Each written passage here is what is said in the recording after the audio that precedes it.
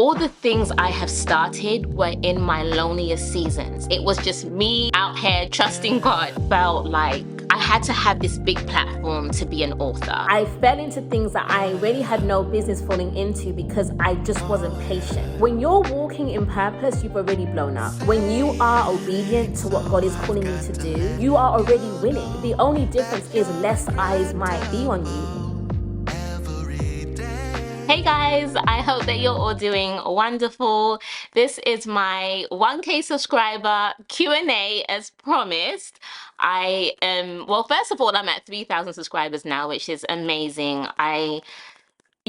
Since posting my try again video, I genuinely don't really know what I expected when I posted it. The one thing I know is that I was very nervous. It took me a month to edit because I was trying to negotiate with God. I was like, well, do I have to share this? I just felt very exposed, but I'm so grateful that I did share it. I'm so grateful that it has made a positive difference to so many of you who have watched it. And I think for me, it was just another reminder of the power of just being obedient. I've spent so much of my journey thinking I've had to be all these different things to make a difference, and I realized the only thing I needed to be was obedient. So I hope that that's like a lesson to us all, to just surrender to the journey, to surrender to what God is calling us to do, because we really don't know what us being obedient is tied to in someone else's life. So that was definitely a much needed lesson for me, to stop being a rebel and to just do what God is calling me to do. I also want to just shout out the 577 subscribers who were with me before that video, and welcome to the 2,000 plus of you who have joined since. I'm just grateful because I'm really excited to just see what this channel becomes. I created this channel as an extension of all the different things that I love to do. If you don't really know much about me, I am a business owner, I'm a writer, I'm an author, and the founder of Purposeful Woman, which I kind of was running from for a while, but I picked it back up. And 2024, I'm just excited, I'm excited to do more workshops and gatherings and just bringing women together. So I had a dream this morning, and I woke up feeling just so like today was the day I had to record this, because it was kind of like confirmation for me. And the dream was I was in the ocean, well, not in the ocean, but I was like on a boat, and I was in the middle of the ocean. And I had to jump in the water, but I didn't want to jump. And everyone else was jumping in, having fun. And I was very reluctant to jump in. But eventually I jumped in the water. And as I was falling deeper, I was so afraid. And I was like, I'm going to drown. I'm going to die. And then it got to a place that I was close to the bottom. And I just heard a voice say, surrender. And in that moment, I just had to let go. And that was the moment that everything shifted. I could breathe. I was able to find my way back up to the surface. And when I woke up, I just felt this peace. I just felt like, Shandy, surrender is not just about jumping into the water. It's about surrendering when you're in there. Sometimes we take the first step, and then when things get hard, we run back to where we started because we genuinely just don't know how to keep on going. But it's in those moments of difficulty, it's in those moments that we genuinely don't know what to do. Those are the times that God is like, call on me. I'm here. I'll help you. You don't have to do this alone. So it was just a beautiful reminder to me of what surrender is looking like for me in this season. Not only do I know that I need to keep on going, I need to keep on going when things get hard. So yeah, one thing that has been really encouraging to me is a lot of the times when I was recording videos, I just felt as if I was just like speaking to the air, just putting things out there, just hoping they would reach the right people. And now I feel as if a community is forming, and I just feel a gentleness and a warmth about this community. I think that for myself personally, I really want this space to be like a birthing center. And I know that might sound a little strange, but I just envision women all over the world just tuning in, just sharing their stories, experiencing breakthrough, just healing from the things that have held us back and birthing the visions that God has placed within us. I just really just hope that the time that we continue spending together just continues to ignite more truth within you. Something beautiful is blossoming beneath the surface, and I'm just excited to just see it all rise to the top. So before we get into the Q&A, here are the giveaway winners. I'm going to put your names on the screen. I did send you all an email, so if you haven't received it, definitely check your spam. A few of you have responded, and I'll be shipping out your books this week. But now we're going to get into the Q&A. I have your questions here. I'm going to get through as many as I can. The one common question that I did see a lot on my try again video and just on some of my other videos is, what's my calling? What's my purpose? How do I discover my calling? How do I discover my purpose? And the one thing I know, especially from my own experience, a lot of us place a lot of pressure on ourselves when it comes to discovering this calling or this purpose. And I want to do a separate video on that. The one thing I would say from my perspective as a believer, I know that my purpose at a most basic level is to glorify God with my life. Sometimes it's like we're looking for this big calling or this big thing that we miss what's happening in the moment. So don't put too much pressure on yourself to have this big purpose or this big calling figured out. Pay attention to your life. Pay attention to the gifts. What do you have? What do you hold in your hand? Because if you see what you hold in your hand and you ask God to show you how you can use those gifts, skills to make a difference, I think you'll be doing a pretty good job. I definitely want to do a video really talking about purpose versus calling, because I know we get the two mixed up, but also just creating a life that radiates our God-given purpose and living with purpose daily. So that will be something that I share in the new year. But let's get into the questions. Okay, so first question. Congratulations, Shandies. Thank you. This is just the beginning. I agree. All right. During your healing journey, did you experience a season of purging, pruning of people, resulting in loneliness? If so, how did you navigate that season and find your new tribe? So first of all, I am definitely still on my healing journey, and I believe that every season holds an element of shedding. One thing that I always do, and it doesn't matter what season I'm in, I always pray for God to show me who people are, and for when He does show me who they are, to give me the courage to act accordingly. One thing I have learned is it isn't only in your lowest seasons that we need to prune people or we need to readjust, realign. I think that this is something that we should be doing even when life is looking good, when things are all coming together. In the moments that everything is coming together, if we're not paying attention to who's around us, that's when things can sometimes fall apart too. So by always just being in a state of mind that I'm just like, I'm grateful for the women in my life, I'm grateful for the people in my life, but Lord, if there's ever a time that I need to disconnect from someone, if there's ever a time that there's someone in my life who doesn't wish me well or is scheming and plotting, I don't know, please reveal this to me and give me the courage to act accordingly. But speaking specifically to lonely seasons where you might feel a little secluded or lonely or as if you don't have a tribe surrounding you, the one thing I will say is do not force anything. Do not beg friend. Like, we are not out here begging people to be our friends. We are not out here trying to force things that are not meant to be, because what ends up happening, it causes more damage and harm in the long run. There are actually seasons that we just have to be willing to take the stillness and to take the feeling of feeling alone. Like, I know for myself, from 2016 all the way to 2021, literally I had a 5-year period of just really feeling lonely and not being surrounded by my friends. Me and my husband lived in South Georgia for the first 5 years of our marriage.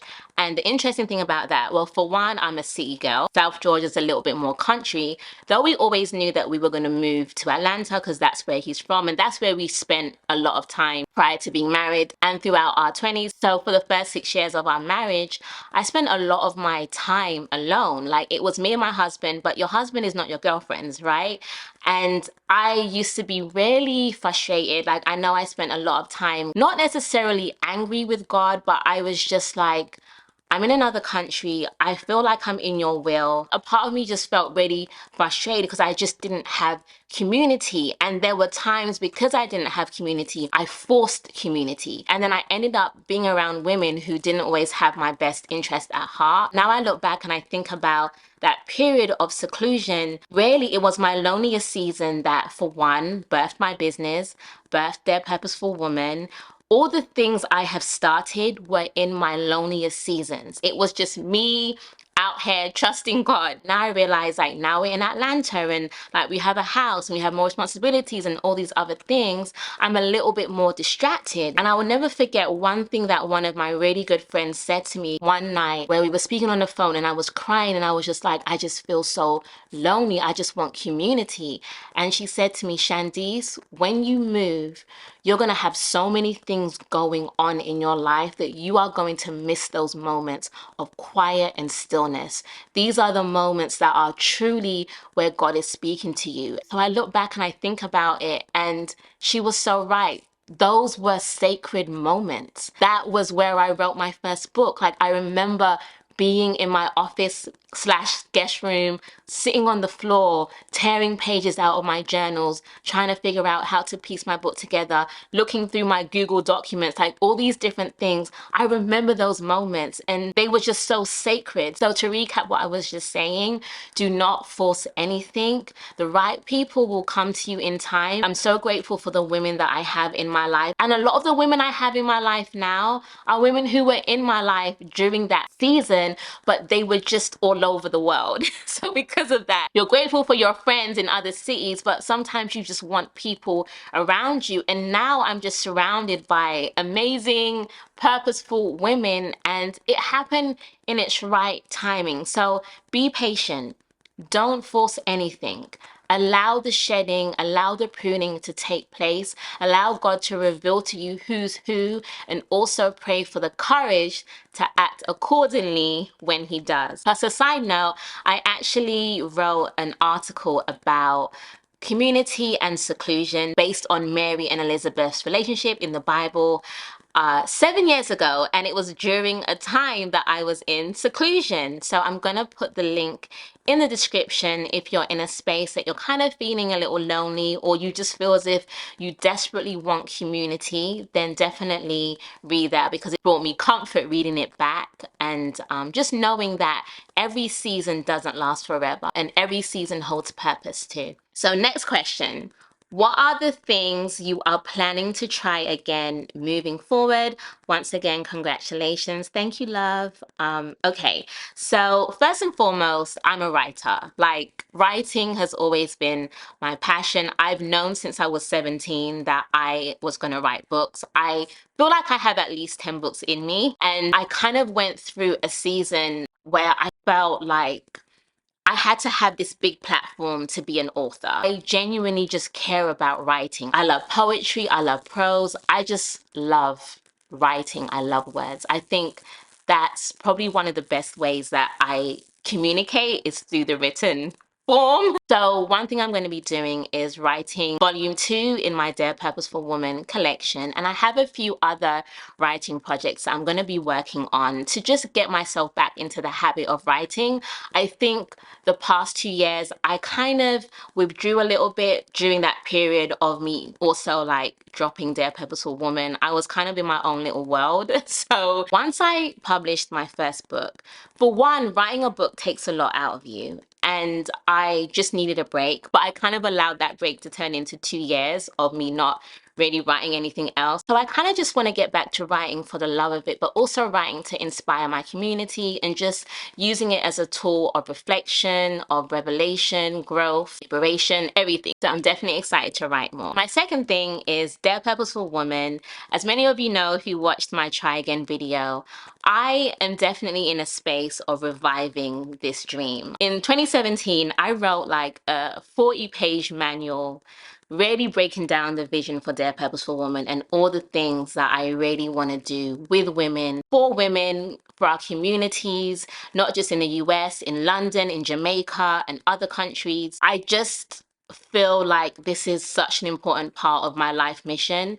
I want to see women heal. I want to see women liberated. I want to see women truly trusting God and in tune with who they were called to be. And I know that there's so much that so many of us have gone through that has put us in a space of hiding. And I just feel like with the gifts that God has given me, that I can use them for good. I am excited to host more workshops, more gatherings. I just want Dear Purposeful Woman to become all I know it can, but it's gonna require me to just try again. So I'm starting off small, gonna be doing some workshops next year, gonna be gathering women together and just take it from there. So that's how I'm trying again with Dear Purposeful Woman. Lastly, I think one of the things that I am also trying again with is to re-image what it means for me to show up online. Because during my 20s, and I know a lot of you can probably relate to this, I feel like I was just doing the most. Like, I felt like I had to be on every platform. I had to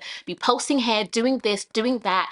And that never worked for me because I'm just not a machine. And I don't want to live my life in a way that I feel like I'm constantly having to just produce, but it's just producing rubbish. Like, you get to a point that it's not even about really walking in your purpose or being creative. You're just putting things out there because you need to be validated to like show that, hey, like I'm good at this and I need you to see it. What I'm trying again at is finding a healthy way that I can show up online in a way that's authentic to me, knowing that I don't have to force anything and knowing that who I am and what I'm here to do is already validated. I don't need people to approve me for me to be a writer, for me to write books, for me to do Dear Purposeful Woman, for me to do anything. I'm doing it because I know that I'm called to do it, you know? Okay, next question. Congratulations. Thank you, love. All right. What steps did you take in order to writing, publish your book? I write poetry and would love to publish some one day. Awesome. Okay, so back to what I was saying. I've known since I was 17 years old that I was going to write books. I know I kind of shared in my Try Again video that I was going to go the traditional route. I did get connected with some amazing publishers and agents, and some would say, I don't think you're ready yet, or you need to build your audience up a little bit. One said to me, you remind me of this writer, of this author, like, have you researched this person? And it kind of made me feel like I wasn't enough. But when I did get a yes, I had this deep feeling within that was like, this is not the time. This is not the time. Self-publish, volume 1, Dear Purposeful Woman, and your traditional published books will come in the future. So the first thing I did was I had to write the book, because what ends up happening if you do everything else, if you're worrying about how am I going to market it, how am I going to do this, and you haven't even written it, you're going to find yourself going round and round in circles. Once you have finished your first draft, review your first draft until you are in a space that you're like, this is a good piece of work. So then I interviewed 3 to 4 editors. Because this was such a personal project to me, I didn't just want anyone editing my words. I really wanted to work with someone who really understood what I was trying to put out there. So my Dear Purposeful Woman first collection is called Dear Purposeful Woman, Courageous Words for You and Me, Volume 1. It is written in a way that I share stories throughout, but I also share short poems, prose, or just like quotes that I've written over the years. But it all flows in a single story. But the reason why there are some pages that are shorter, because I wanted those pages to serve as a resting space where you could really process some of the more heavier things I was talking about, or the things that would challenge you to reflect on your own journey. And then on those pages, you had space to write your own words or to just like write things or notes that you wanted. So even though it's not necessarily a journal, that's the way that I wrote the book. So I really wanted to work with a soulful editor who could truly feel my words and give me suggestions. Some of the suggestions that she would give me would be like, hey, like, have you thought about maybe flipping these 2 words for more impact? So it was really nice working with someone who could truly see what I was trying to create. So though I was the author for the book, I was also the creative director for the book. I had a vision for how I wanted the cover to look, how I wanted the layout to be. So I worked with an illustrator to put that all together. So then my final stage was my proofreader, and she was hired specifically for grammar, making sure that everything was grammatically correct because I didn't want to put a book out there that was self-published and had errors. The nuance was because I'm British but I live in America, I wanted to use American English, but then I also wanted to make sure that the book was authentic to me. So for example, I don't spell mom M-O-M, I spell mom M-U-M. And like to this day, I'm going to address my mom as M-U-M simply because I was born and raised in England, right? So I wanted to stay true to certain nuances like that. And I had to almost like create my own style guide so that my proofreader and my editor knew these are words that I'm just not going to adapt to the American English, you know? So the one thing that I would say is if you decide that you want to self-publish your own collection of poetry, it's okay to start small. I think sometimes we think as writers or as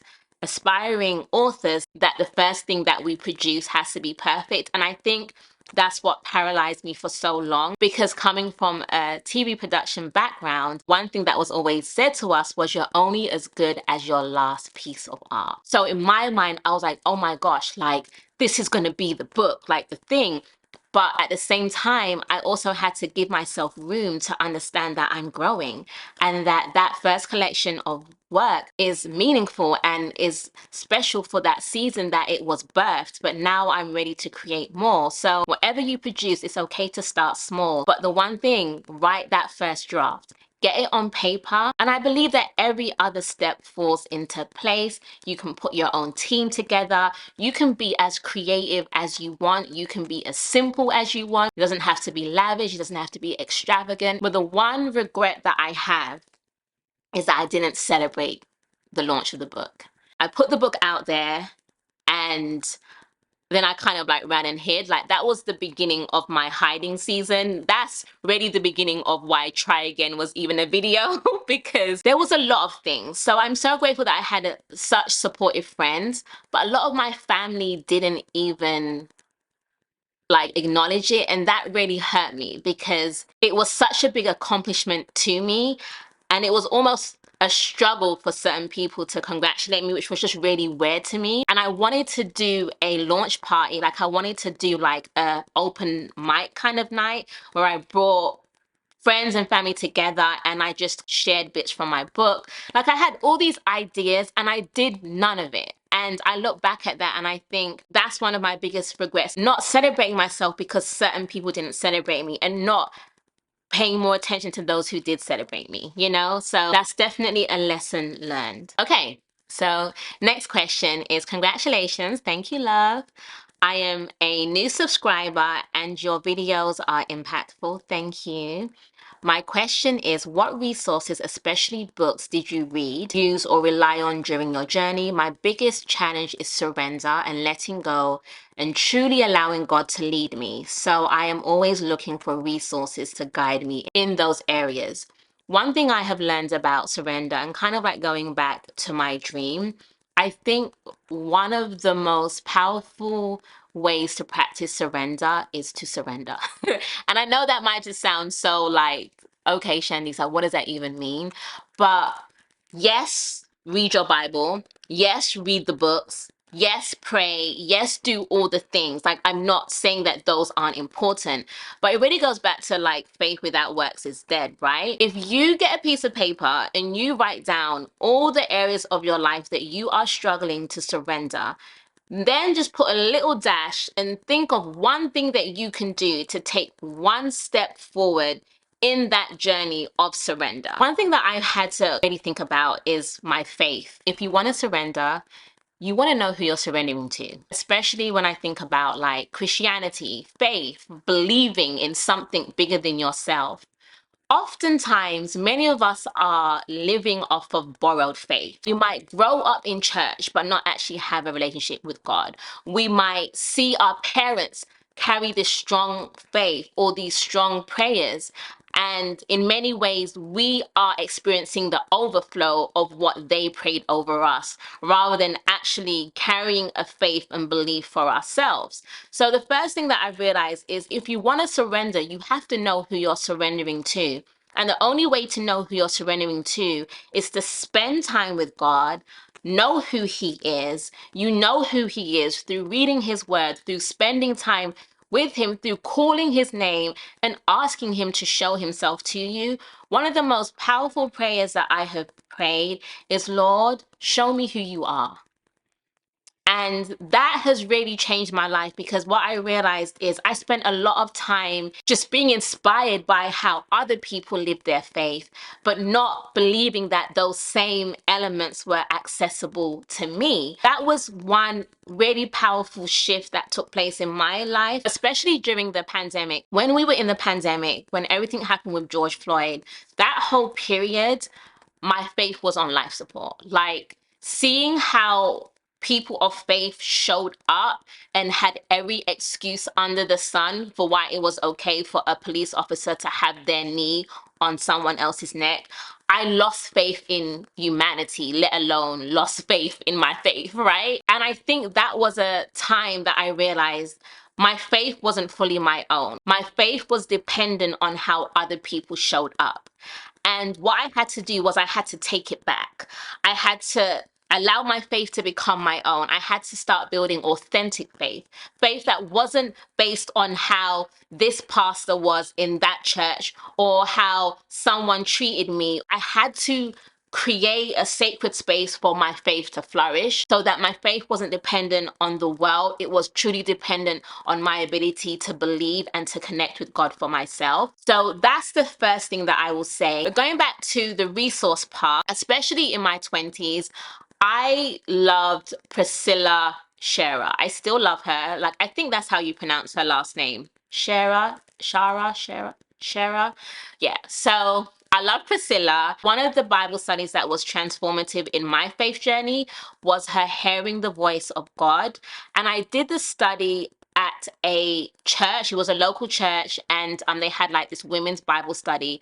And the way that it works is you get a workbook and you also watch the videos weekly. I think you can buy it yourself on Amazon. I'm gonna leave it in the description. So I really enjoyed the opportunity, going back to what I was saying about knowing who you're surrendering to, hearing the voice of God. That really played a big part with really allowing myself to hear God's voice in the mix of the world's noise. You want to hear God's voice for yourself. You don't always want to feel at the mercy to someone else sharing a message. You want to be able to truly be in tune with your own beliefs. So that was definitely helpful. And I also loved her book, Fervent Prayers.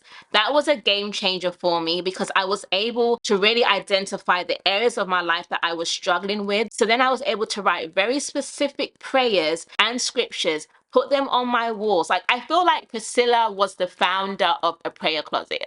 I mean, I'm sure she wasn't, but you know what I'm saying? Like, I think she really brought that back into the limelight of like how important it is to have a space that is your war room. It's the place that you go to war. It's the place that you put your armor on.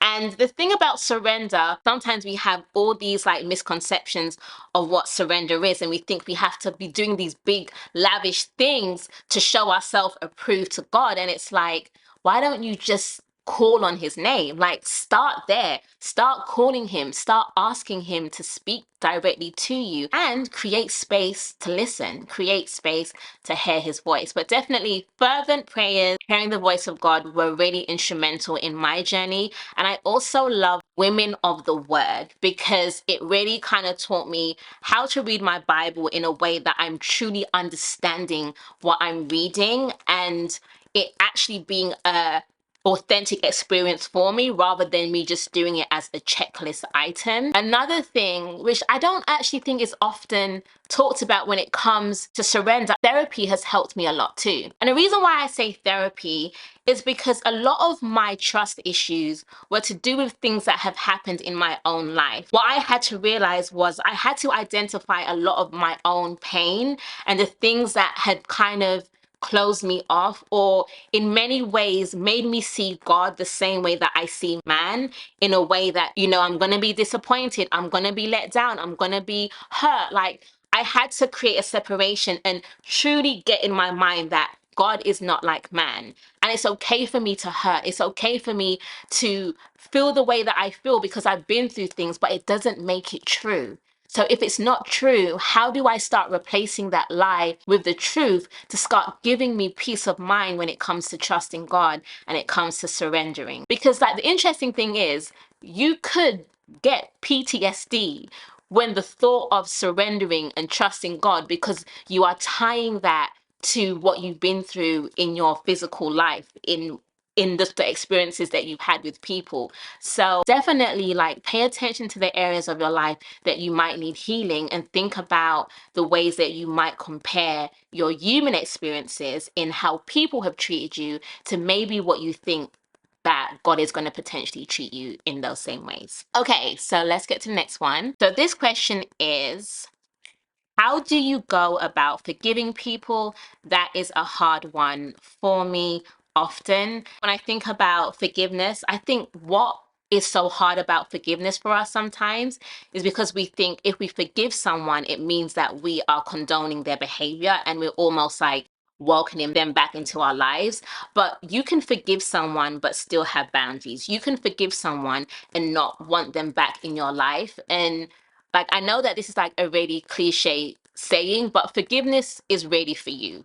And I've seen that more and more. There's studies that show that like unforgiveness and certain emotions can cause sickness in your body by being bitter, angry. All those emotions are not healthy when we harbor them. So when you're releasing people and understanding that we cannot control how people feel about us, how they communicate, what their communicating style is, or all these things. We can't control who people are, but we can set boundaries for what we will and not accept. And many times, like when someone hurts us, it hits so deep. We think by forgiving them, it's like allowing them back into our lives or like applauding their behavior, when in reality, it's just releasing yourself and reminding yourself that at the end of the day, as much as this hurt you, it doesn't get to have control over you. It doesn't get to dictate your present or your future. So I think for me personally, that there's been things that have happened to me in my life, and there have been people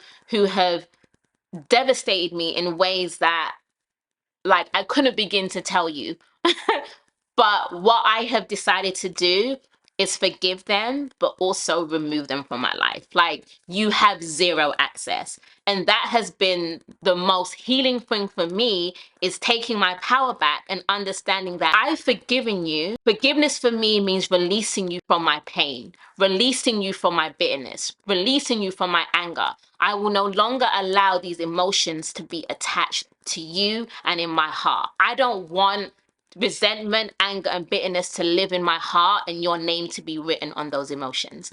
You have to go. Address and acknowledge how you're feeling. Don't just feel as if you have to ignore it, because that's one of the worst things that you can do. Give yourself time to process your emotions. Writing a letter to people who have hurt me has really been therapeutic to me. I don't give the letter to them, I just rip it up at the end. But just praying and being like, Lord, help me to just release this, and understanding that it does take time sometimes, and to not feel guilty for struggling to forgive someone, but more so get to the root of it. Don't allow yourself to be filled with shame because you're struggling to forgive, but also give yourself that kindness, give yourself that grace. But whatever you do, don't allow unforgiveness to really take deep roots in you. Plus, like going back to what I was saying, when you forgive someone, it doesn't mean that you have to give them access to your life. There are some times that you forgive someone and they've apologized, but there are many times that it's like you never get that apology, right? And you have to make the decision of kind of like getting to a crossroad, and you ask yourself, what am I gonna lose by not forgiving you? Like, what am I gonna lose? Like, it's not even about you anymore. What do I lose? Because if I am carrying this amount of anger, resentment, and unforgiveness, how is that affecting my destiny? How's that affecting what God has in store for me? Like, think about, we can't go out here and try to make a difference and do all these things, but then we're going to bed at night and we're harboring all these emotions. Acknowledge it, Acknowledge it, cry, let it out, scream, whatever you need to do, let it out. Like, let it be known how you feel. Don't lie to yourself. And day by day, just release it. Release it, release it, release it. And also remember that humans are going to let you down. It doesn't matter who they are, where they rank, they will let you down as you will let other people down. So I hope that that helps. Okay, next question. Hi, I am the only Christian in my immediate family, so I have no support and often face opposition from my loved ones. What steps would you recommend to avoid pleasing family members out of love, but place integrity to God over your earthly family? Also, how can I get back on fire for God, fight against condemnation, and fully accept God's love and forgiveness despite my shortcomings? Okay, so let's start with the first part of this question, right? And when it comes to not feeling supported in your immediate family and also not being around other believers, I haven't necessarily experienced it within my household. So because I haven't experienced it within my household, I can only really share my perspective from more so like not immediate family, but more so like extended family, or sometimes being in situations that I've just felt like I couldn't fully show up as myself and I was more concerned with pleasing others. I'm sure for you, it's probably a lot more difficult if it's within your household. And when it comes to that situation, the only thing that you can really do is just fully show up as yourself. Every day, every morning, it's really a Lord, give me the courage, give me the strength, give me the ability to follow you even when it's hard. But then also understanding that there's going to be moments that you might give in and you might people please. But in those moments, rather than allow guilt and shame to take over, pay attention to what you did and really think about what you can do differently. One thing that gets so many of us messed up, we drown in shame rather than stand up in truth. When we find ourselves falling into old patterns, don't just sit there in shame and allow yourself to feel like, oh my gosh, I failed, I'm this, I'm that. Start reciting truth. Start reading truth. Start speaking truth. Start thinking, what do I need to do differently to start aligning in truth? One other question I received was, how do I walk in the wisdom of who I am? And that's something that I shared in the Try Again video. And I think that this would be a really good time to like answer that. Walking in the wisdom of who you are means actually being who you say you are. So you identify as a Christian woman, right? What does it mean to be a Christian woman? What does it mean to be a believer in Jesus Christ? What does it mean to be a believer, period? Do you actually have an understanding of what it means to be who you are? But I'm not talking about the fluff or the things that other people say to you. Do you actually know what it means to be you? So I remember a therapy session that I had, and my therapist said to me, "Who are you?" And I said, "I'm a woman of God." And she said, "Okay, so what does a woman of God live like? What does a woman of God walk like? What does she believe? How does she live?" And it made me realize that it wasn't enough for me to just say I'm something. I had to truly understand what was attached to that. When you call yourself a Christian, what does that actually mean, right? It isn't just us saying it. What does it actually mean to be a Christian? And that goes back to what I was saying. Walking in the wisdom of who you are is to know who you truly are and then to walk in it. So when I was having this session and my therapist is like, okay, so like break it down. To be a woman of God, I know that I am fearfully and wonderfully made. I know that I'm a child of God. I know that I was created for a purpose. I know that no weapon formed against me shall prosper. I know, I started going down this list of all. Hey guys, so my SD card was full and it's just causing a lot of drama. So we're going to finish this Q&A, but I'm doing it from my phone. So back to the questions. I'm not 100% sure where it cut off.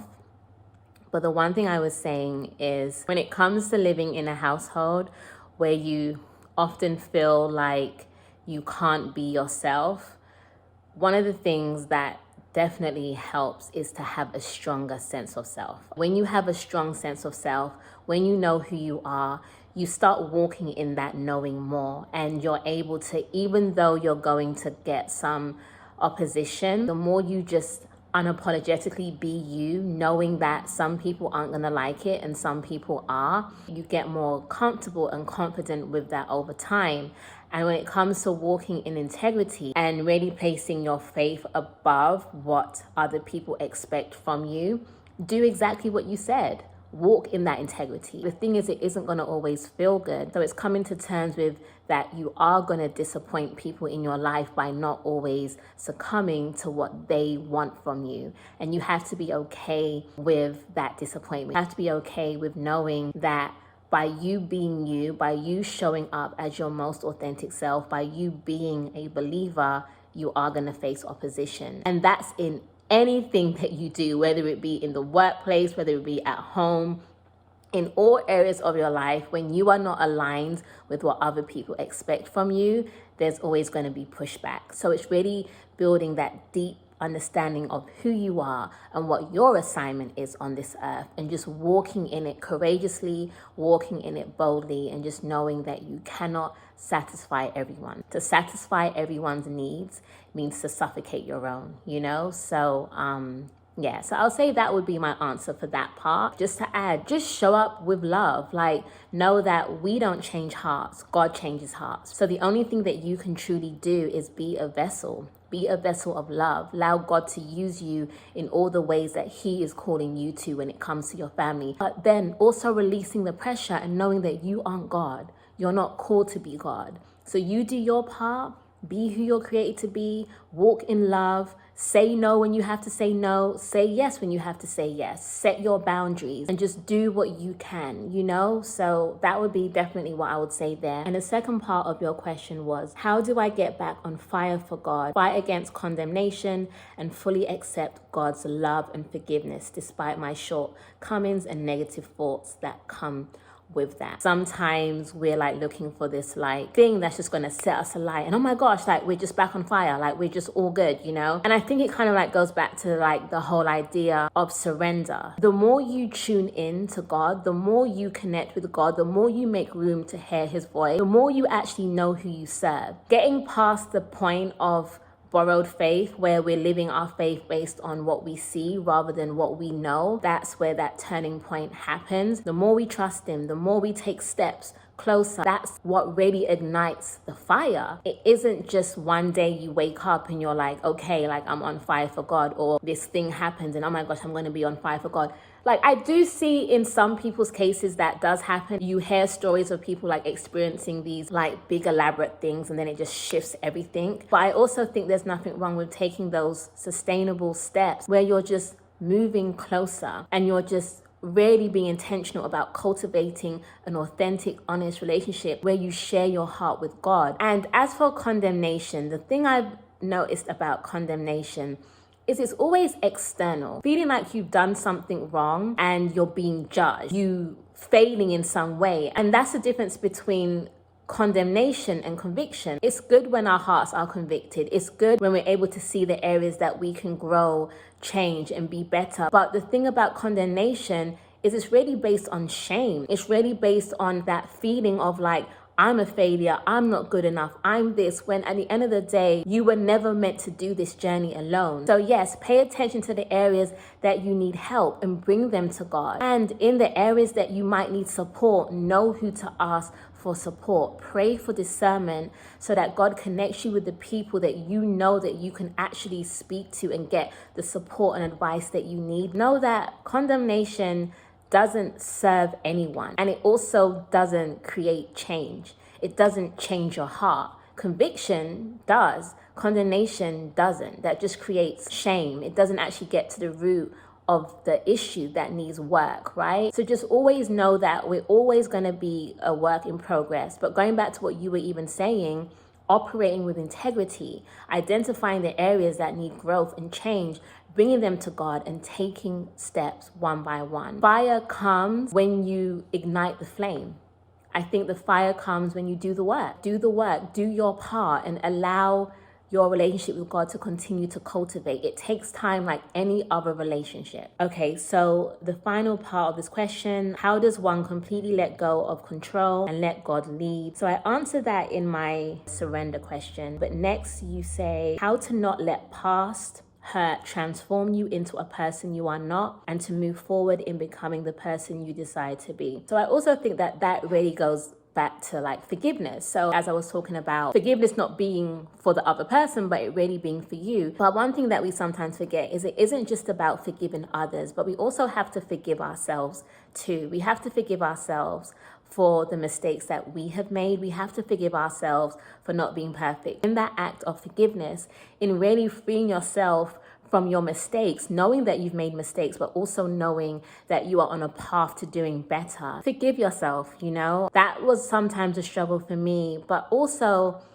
realizing like I'm really not the woman that I was at so many stages of my life. Like I've made mistakes. There are things I wish I didn't do, things I wish I didn't say. There's so much that I could have maybe done differently in different areas of my life. But every day I'm genuinely trying to do and be better. So when you look in the mirror and you see the woman that you are, you have to forgive her, especially as you are self-aware and you know the things that you're struggling with. Allow that self-awareness to really be a tool for change, because you know exactly the areas that you're struggling with and what you can bring directly to God. Like in this case, with everything that you've asked, really, I think it truly does go back to your personal relationship with God. This isn't about me. This isn't about anyone else's opinion. Speak to your Father. Speak to Him. Know that He doesn't hate you for making mistakes. Like you're not condemned. He's not condemning you. Yes, He convicts our hearts, but you are loved. So talk to Him like you are loved. Bring your fears, bring your worries, bring your stresses, bring your full self, and know that at the end of the day, He's going to be the one that transforms our hearts. And He's also going to be the one that speaks to your family. So it's like, be you with courage. That's kind of like one of my like mottos. Be you with courage. Be who God is calling you to be. And if you don't know who He's calling you to be, then speak to Him. Okay, so I'm going to answer one more question. I did want to ask you about your process of beginning Dear Purposeful Woman. I have an assignment that I know God has given me, and I am having some difficulties with starting and how, where. So Dear Purposeful Woman is 14 years in the making. I was 20 years old when I first knew that I was I don't really like saying called to ministry, because I kind of have my qualms with that. And I think the reason why I have my qualms with that is because I think that we sometimes have such a closed-minded idea of what ministry is. And it holds so many of us back from truly stepping in what God is calling us to be. I have never envisioned myself being a preacher, a pastor, like a minister. But I've always known, for my 20s, I've known that a big part of my mission and calling here on earth was to support women, was to create spaces for women to heal, for their visions to be birthed, to just truly become who they were created to be. And I think that for so many of that, I struggled with how it would come to life, because I always was trying to be something that I was not. I started to feel like I had to say a scripture at the end of every sentence, like I had to speak a certain way, be a certain way. And I started losing the essence of what was connecting me to women, of how God made me unique. So I'm not saying that there's anything wrong with being called to ministry, but understanding that you are a walking, talking ministry. How you show up in your day-to-day life is your ministry. How you connect with your children, your husband, how you connect with your friends, in your work, whatever you do, that's your ministry. And it doesn't mean you're going to be on a pulpit. So that was my first thing, that I had to get over the idea of ministry, and understanding that by me glorifying God with my life, by me using my gifts for His glory, was me walking in purpose. And that was representative of what ministry meant in my life. So that was the first hurdle that I had to get over. So I was 20 years old. I was in church. And this is another reason why I was like the whole ministry thing. So 20 years old, studying abroad in the US, in Georgia, in a small little church. And it was clear as day. It was insane. I was at the front. I was praying, Lord, speak to me. What's my purpose? I just remember why am I here? Still kind of just feeding myself. You know, when you just have those moments, it's like, Lord, help me. What's my purpose? What am I here for? Blah, blah, blah. That was me. And I remember like seeing a room or seeing women and me speaking to women. And I just remember God like speaking to me about like women, community, hearing those words of like women and community and speaking into women. Like I just saw it clear as day. And this is where I went wrong. First thing I did was I told all my friends. I said, oh my gosh, God has revealed this thing to me. I'm going to work with women. I'm going to have like a women's organization. And I wanted all my friends to be a part of it. Long story short, not one of those women are in my life right now. And I was about to give my dream to all these women to hold with me when not one of them is in my life right now. First thing, okay? God didn't tell me to tell the world about this vision. It was still so fragile. It was still so new to me. And I felt like I needed to share it with everyone because I was so excited. So that's the first thing that I would have done differently. And I remember having a conversation with my mom. And she said to me, Shandice, you don't have to tell everyone. You don't even need everyone to approve or to be a part of it. You don't know what God is trying to do with you through this. My mom has always been the voice of wisdom and reason for me because she has predicted a lot of things before I could have even thought them. Because I was so eager, let me tell you what eagerness has done. Eagerness has got me scammed. Eagerness has got me hurt. Eagerness has got me left alone where I have trusted the wrong people. Eagerness has done so much because I just wanted everything so quickly. Eagerness made me feel like I was behind, like I was failing. Eagerness, just the feeling like I had to do more than I really had to do in that season made such a difference in my journey with Dear Purposeful Woman. It wasn't until 2015, 5 years later, that things actually started to take shape with Dear Purposeful Woman, where I started my first little Facebook group and it kind of started to blossom out of there. And I just remember God speaking to me and me writing down what the vision was for DPW and all the dreams. And again, I was so eager though. I wanted everything to happen so quickly. And I felt like I needed like this big team and I needed all these women to validate the vision that God had given me. So I put this team together and I had this website that was like, I did articles and I ended up becoming an editor where I'm editing all these women's articles. And I kind of like derailed the path that God had me on and I had to shut that all down. A lot of the time I fell into things that I really had no business falling into because I just wasn't patient. And if there's anything that I've learned is there are two things I've learned. You don't need a big platform to walk in your God-given purpose. And you need patience if you truly want to do this thing right. You need patience if you want to see the fruit of your purpose. You need patience if you want this thing to outlive you. Whatever foundation you build upon is going to play a huge part as you climb. If the foundation isn't solid, it will crumble. And I think I always wanted to run ahead. Like I always wanted to help. And there's nothing wrong with helping, but you can be so desperate to help others that you end up losing yourself, that you end up in many ways draining yourself and you aren't doing the work. You aren't really appreciating your training grounds and the journey that God has you on, your unique refinement process. And one of my biggest realizations is when you're walking in purpose, you've already blown up. When you are obedient to what God is calling you to do, you are already winning. The only difference is less eyes might be on you. Got this comment and it said something along the lines of, you should have so much more subscribers by now. And I commented, this season is sacred.